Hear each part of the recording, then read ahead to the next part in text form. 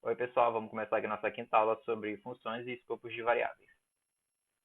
Primeiro é importante nós entendermos para que servem as funções e onde que elas podem nos ajudar. As funções, elas têm duas utilidades principais. A primeira delas é dividir o nosso problema em vários problemas menores que vão ser resolvidos pelas funções. Dessa forma, a gente tem um código mais organizado, que é mais fácil de entender, mais fácil de testar, mais fácil de dar manutenção, enfim. E a segunda utilidade importante das funções é o reaproveitamento de código, porque a gente escreve uma função que resolve um problema específico, e aí sempre que a gente quiser resolver esse mesmo problema, a gente não precisa reescrever o código, a gente pode simplesmente reutilizar a função que a gente já tem pronta.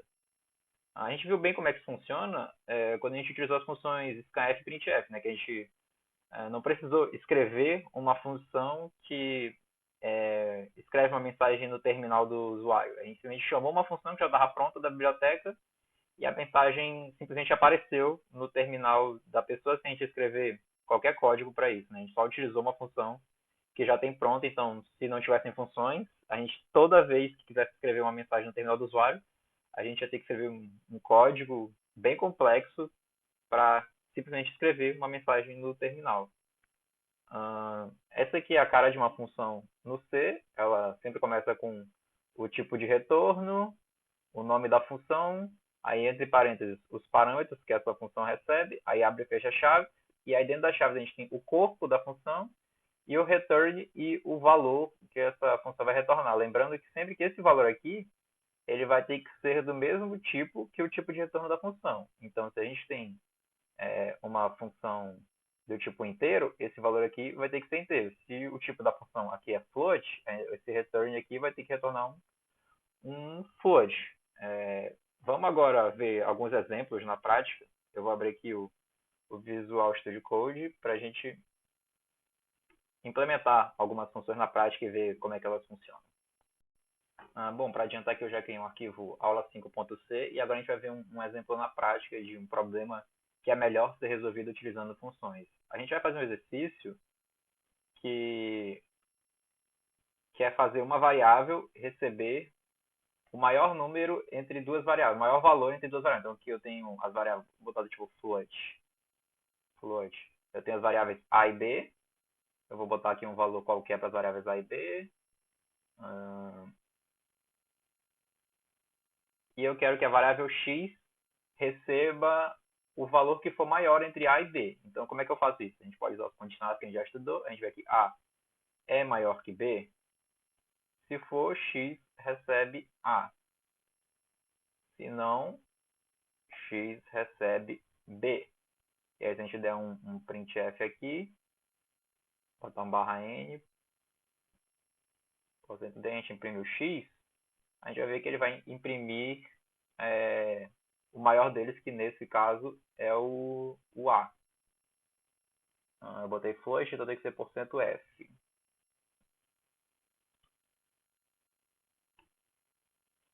E agora, se a gente executar aqui, a gente vai ver que ele imprimiu o 12.32, que é o valor de A. Agora, se por acaso o B fica maior que o a gente compila aqui novamente, executa, e a gente viu que ele imprimiu já o valor de B, que é o 15. E aí, se por acaso, mais para baixo, eu tenho aqui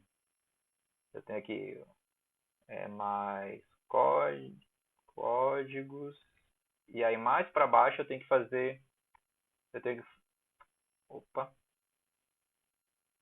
imagina que mais para baixo eu tenho que fazer essa mesma conta de novo com outras variáveis. Então, imagina que agora eu tenho aqui uma variável D, uma variável C, uma variável D, e eu quero armazenar o maior deles na variável Y. Então eu tenho que, vou botar um valor qualquer para o C, eu vou botar aqui um valor para o D, 1.1, por exemplo, e aí eu quero armazenar o maior deles no Y. Então o que eu faria se eu não tivesse estudado funções?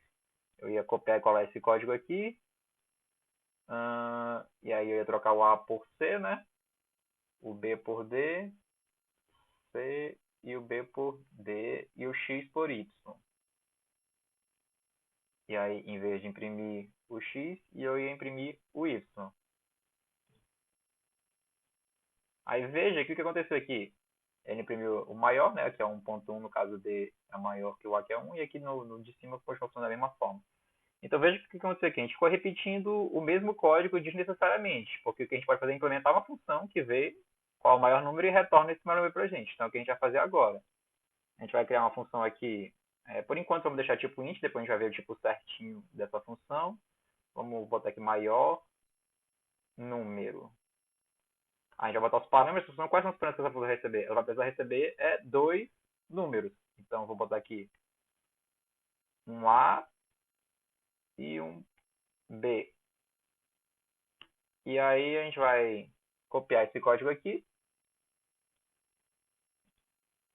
Repare que a gente tem que declarar a variável x, né, para poder receber o maior número. E aí a gente dá um return x. O x tem que ser float, né, porque ele vai receber aqui o a que é float e o b que é float. E veja que a gente está retornando aqui um x que é float. Então, o retorno da função também tem que ser float. E ao invés de sempre fazer todo esse processo aqui, dessas condições aqui, a gente vai simplesmente botar agora o maior número, chamando o A e o B, e a gente vai fazer o X receber ele aqui.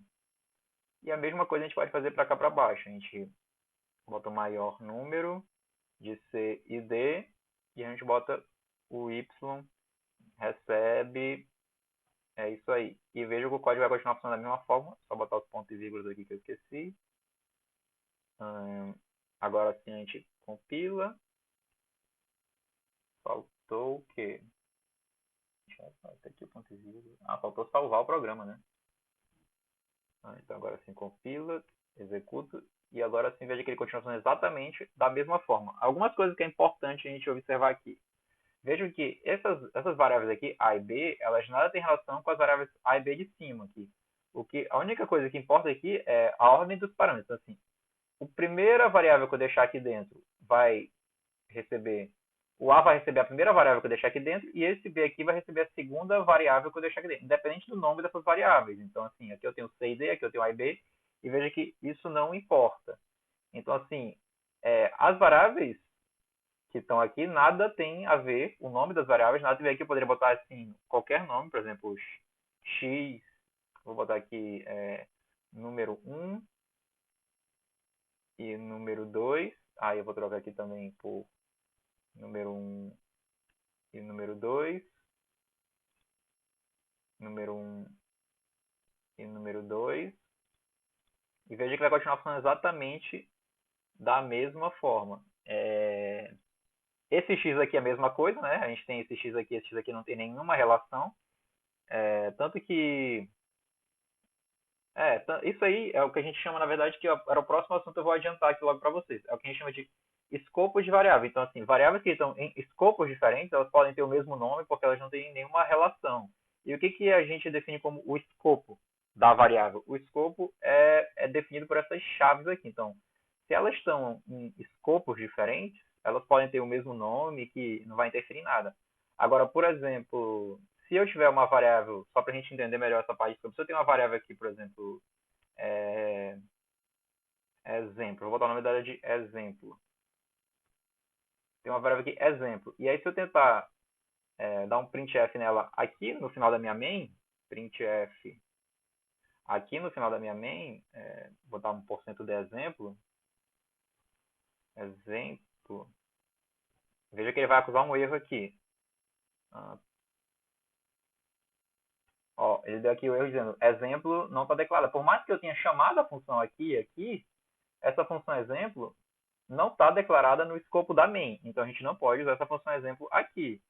O mesmo vale também, não é só para funções, o mesmo vale, por exemplo, para condicionais. Então, se eu tenho aqui uma condição, por exemplo, if, eu vou botar aqui if a maior que zero, aí aqui dentro eu declaro uma variável teste, que recebe 2, por exemplo. E eu tentar dar um printf nessa variável teste aqui, teste,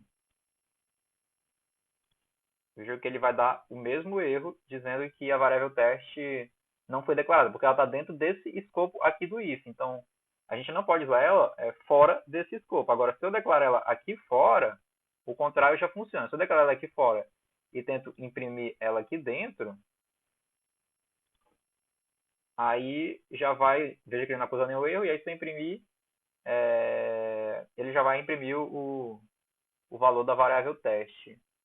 Aqui ele não imprimiu porque... Ah, tá aqui, ele imprimiu, só que tá junto, né? Tem que botar o barra aqui pra ele separar do valor do y ali que ele imprimiu também. Então aqui eu imprimo. Pronto, aí ele imprimiu já. Esse aqui é o valor da variável teste. Então esse é o conceito de escopo de variáveis. Deixa eu voltar aqui pro nosso código original. Apagando isso aqui. Vou apagar essa variável exemplo também não serve para nada. Outra coisa que a gente podia fazer aqui para encurtar um pouco mais nosso código era tirar essa variável x. Então a gente pode simplesmente dar um return aqui direto. A gente bota aqui return num 1.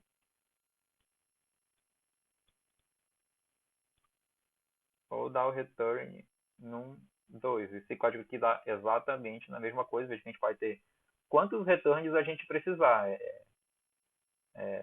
Sendo que só o primeiro, obviamente, no momento que ele acha o return, ele sai da função, então só o primeiro return vai ser acionado. Então, se eu botar aqui, por exemplo, um return aqui embaixo, return 0, esse return 0 ele nem vai ser chamado, né? Porque ele vai encontrar ou esse return aqui, ou esse return aqui obrigatoriamente vão ser chamados antes. Então, esse return 0 aqui, na prática, ele não está servindo para nada. Então, compila, executa, veja que o código continua funcionando exatamente como deveria funcionar.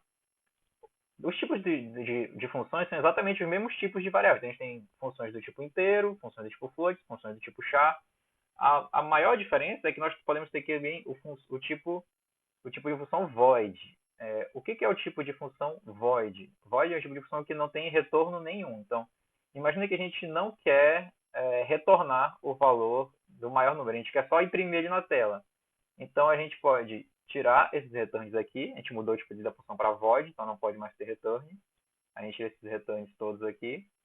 E em vez de dar um return, a gente pode simplesmente botar o printf direto ali. Ó. Vou tirar esse printf e botar aqui também. E aí aqui, se no 1 for maior, a gente imprime o número 1. Se o número 2 for maior, a gente imprime o número 2. E aí, agora que a função não retorna mais nada, eu não posso ter mais isso daqui, né? Eu apago isso daqui, apago isso daqui. Esse printf aqui, o y agora não vai mais ter... O y não vai mais armazenar o valor da maior variável, do maior número, né? A gente não tem mais aquele y recebe aqui. Então, a gente apaga isso daqui também. E aí, qual foi a grande mudança? Que agora a nossa função, que é do tipo void, não retorna mais nada. Então, nem o x, nem o y recebem mais o maior número, mas ele continua imprimindo o maior número. Por quê? Porque dentro da função eu vou verificar qual é o maior número e simplesmente imprimir direto. Então, a gente vai testar agora aqui, ó, se eu compilar e executar, a gente vai ver que ele imprimiu direto aqui pela própria função. Então, quando a gente tem uma função que a gente quer simplesmente imprimir alguma coisa, ou que não precisa retornar nenhum valor de fato, a gente pode usar o tipo void, que é o único tipo de função que a gente não vai ter nas variáveis também. E com isso, acho que a gente já finalizou a aula de hoje, já deu para entender bem para que servem as funções, deu para entender escopos de variáveis. Então, a gente termina por aqui. Até a próxima aula.